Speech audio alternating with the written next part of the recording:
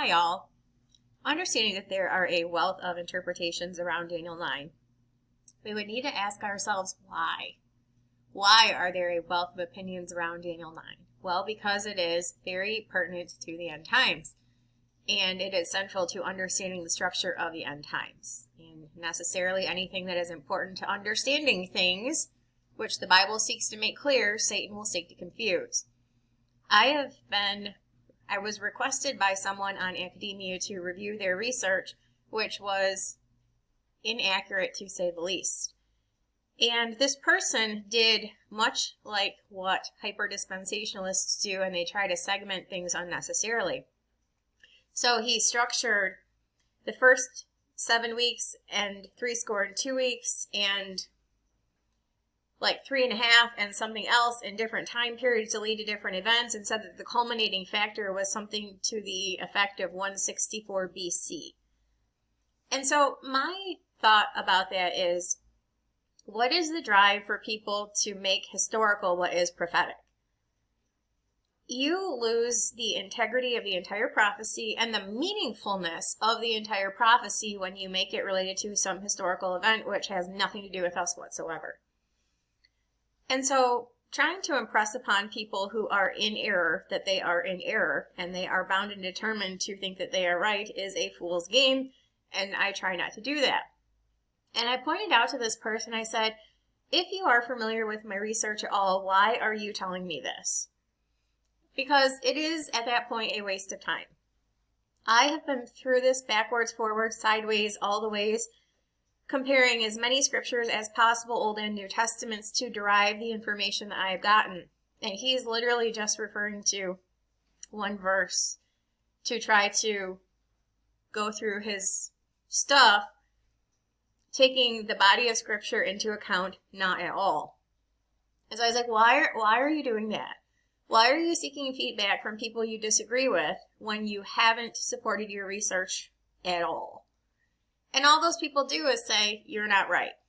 Well, that's nice. You can say words, but just because you say words does not make them true. And you can disagree with whoever you like, but simply because you disagree with someone does not make you right. So, understanding that there is a wealth of confusion around this prophecy, a wealth of different interpretations, which means there is a wealth of confusion, because if there wasn't confusion, there would be one idea prevalent. But there are not, there are many, so there is a great deal of confusion. And who is the author of confusion? So let's simplify. Let us create a linear sequence of events. Don't move stuff around. Don't move it out of order. One of the things that people have said too is Revelation. It's a mistake to read Revelation, to interpret Revelation in order. And those are the same people who would try to take this out of order and reinterpret it based on some other structure than a linear structure which was given. No, you do the same thing with Daniel as you do with Revelation. You read it in order because it is chronologically ordered. And to not do so is the fallacy here. So when you read it in a linear fashion, this is what we have.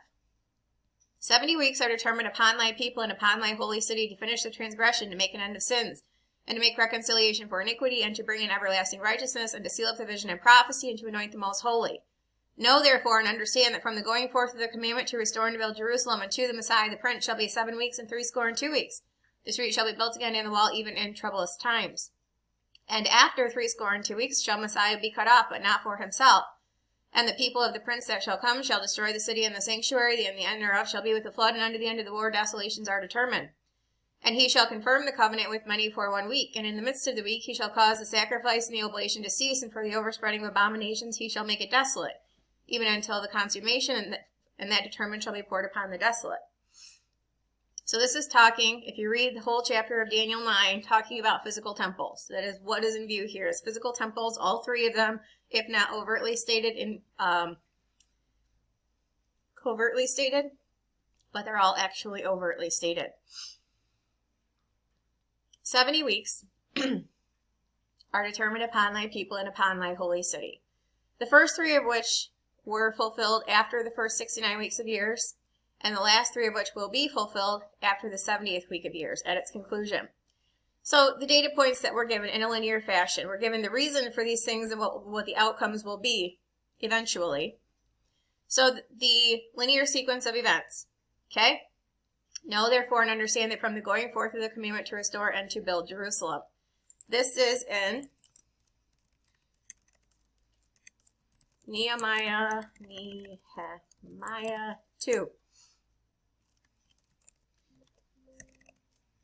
Build. Right here. Very specifically stated. Daniel 9. To restore and to build Jerusalem. Nehemiah 2:5. And I said to the king, if it pleases the king, and if thy servant have found favor in thy sight, that thou wouldest send me unto Judah, unto the city of my father's sepulchres, that's Jerusalem, that I may build it. Building the city of Jerusalem. That is literally where we come here. People try to say Ezra or some other things. No, it's Nehemiah 2:5 is the request to rebuild the city of Jerusalem. So from that point unto the Messiah the Prince shall be 7 weeks and 62 weeks. The reason that those 2 periods of time are separated, not because they're not consecutive, but because there is a legal command given from Leviticus 25:8 to number 7 Sabbaths of years, right here. So Daniel is doing 2 things very explicitly. Following the legal command to number 7 Sabbaths of years, and telling you to use Leviticus Sabbaths of years in his week's prophecy. Reason being, they all have a Nisan 10 start date because the command was given right here. When you come into the land which I shall give you, then start counting. 6 years sow the field, prune thy vineyard, gather in the fruits thereof. 7th year is a year of rest, number 7 sevens, and in the 50th year hallow it and proclaim Jubilee. That's why it's important to understand why Daniel is using Leviticus 25 weeks of years, because they all have a one-time benchmark event starting point, Joshua 4:19, when you come into the land, 10th day of the first month. So there is a legal command here, thou shalt number 7 Sabbaths of years unto thee. Okay? 7 weeks. He's numbering 7 Sabbaths of years, and he's telling you use Leviticus 25 weeks of years with the one-time benchmark event starting point, which is how we come to understand without question that the going forth of the commandment to restore and to build Jerusalem is indeed Nehemiah 2, because what does Nehemiah tell you?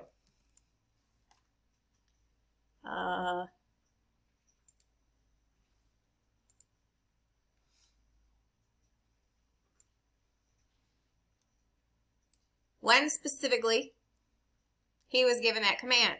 In the month Nisan.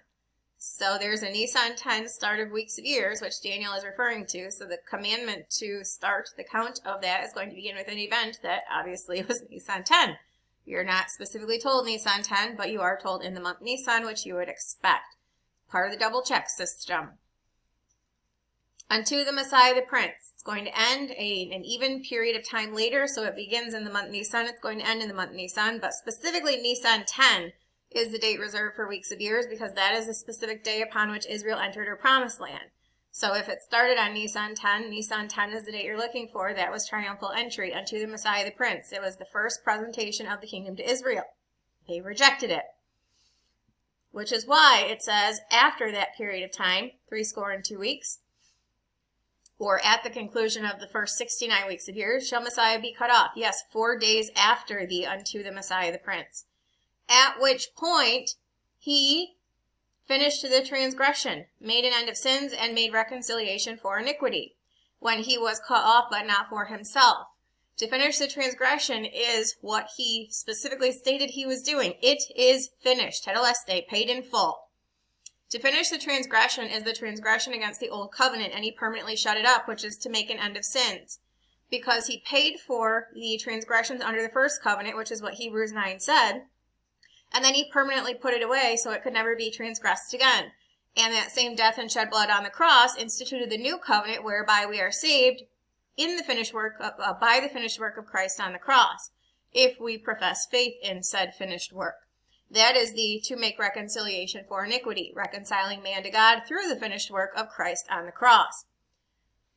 So that is what happened here. to be cut off, but not for himself. And he completed the first 3 of 6 purposes for the 70 weeks in doing so. When Israel rejected Jesus on the day that was unto the Messiah the Prince, in Luke 19, he prophesied that blindness would be cast over Israel and the events of 70 AD as a recompense for not knowing the time of their visitation. This we read about in Luke 19. He says, "If thou hadst known, even thou, at least in this thy day, the things which belong unto thy peace, but now they are hid from thine eyes. For the day shall come upon thee, that thine enemies shall cast a trench about thee, compass thee round, and keep thee on every side, and shall lay thee even with the ground, and thy children within thee, and they shall not leave in thee one stone upon another, because thou knewest not the time of thy visitation."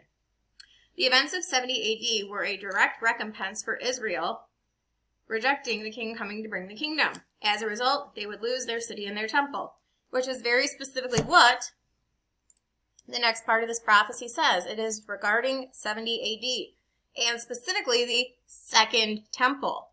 Now, he was praying, in the context of this entire chapter, Daniel was praying for the removal of the curse that got them kicked out of Israel and allowed them to go back to Israel for the purpose of rebuilding their temple. That said temple that he's praying for them to be able to rebuild, because remember, Solomon's was destroyed in the 3rd and final exile of the captivity that Daniel is presently in. So the first temple had come and gone, and he's praying about the second one. Well, the second one was going to be built in the year following the release of the Babylonian captivity. And it is going to be destroyed here as a direct recompense for Israel not knowing the time of their visitation. "The people of the prince that shall come shall destroy the city and the sanctuary. The end thereof shall be with the flood. Unto the end of the war desolations are determined." Now, here, it is not explicitly called out that the start of the 70th week is in culmination with the building of the 3rd and final physical temple mentioned in Scripture, which is Ezekiel's. Yet, the Septuagint makes it very clear. "The covenant will prevail for many. It will return again and be rebuilt broad and long." For those who would suggest that the 70th week began during Christ's first coming somehow, or that he was amidst it when he died somehow, like he died in the midst of it or something, or that it related to 70 AD somehow, they are completely missing the point that the Septuagint very specifically makes clear, and that the covenant, the Daniel 9:27 covenant, is very specifically predicated upon the rebuilding of the 3rd and final physical temple. "The covenant will prevail for many. It will return again and be rebuilt broad and long." If and since Ezekiel's temple has not yet been built, the 70th week has not occurred. If and since the 70th week will begin in the future, that tells us specifically when Ezekiel's temple will be built, because the two are very interrelated. "At the consummation of the time, and in half a week, the sacrifice and the libation will cease, and in the temple, which is going to be rebuilt at the beginning of the 70th week, up here, it's going to return again and be rebuilt broad and long. And in the midst of that, there's going to be an abomination of desolations until the end of the 70th week, the 42 months that the beast is given power to continue, until the consummation of a season, and a consummation will be given for the desolation."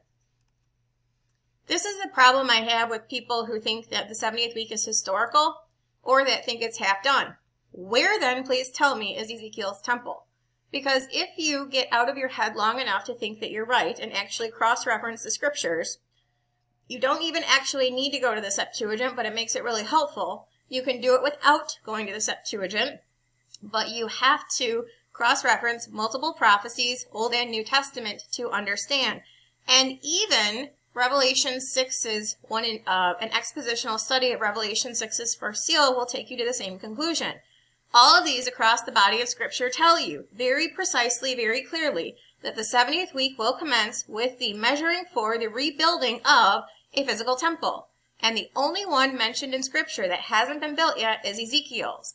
And Ezekiel pinpoints the measuring for his temple to Nisan 10 of a Jubilee year. There is not much more specific it can get. And so people who say it is historical are wrong, and people who say it is historical need to read the Septuagint and have it made very abundantly clear that they are wrong. I'm not in the business of telling people they're wrong, but when it is this clear that the 70th week commences with the rebuilding of a temple, I'm not going to listen to anyone who says otherwise. If you guys have any questions, please let me know. Have a good night.